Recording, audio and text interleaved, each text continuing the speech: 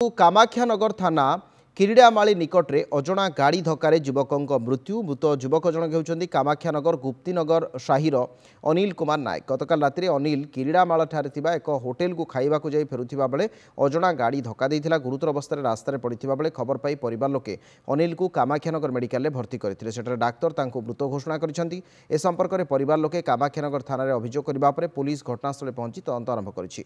परिवार को सहायता प्रदान पई स्थानीय लोके दाबी करिसेंती। एने कामाख्यानगर मेडिकल परिसर स्थानीय लोकंकर भिड़ मध्य देखा मिलता।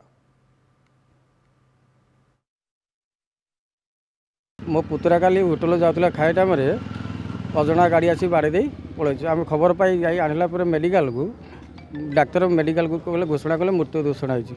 एति गरीब छुआ निवेदन करुचे गरीब आम सरकार सतर्क मिले आम उपकृत हब। मो सान भाई काली होटेल को जाइला खाइबा खाइकिन आसवा भितर अजणा गाड़ी गोटे बाड़े देकिन पळेला। आम खबर पाइकिन गलु आणवा भितर डॉक्टर कहला मृत्यु घोषणा कला आ किसी साहाय्य सहयोग कले सरकार निवेदन।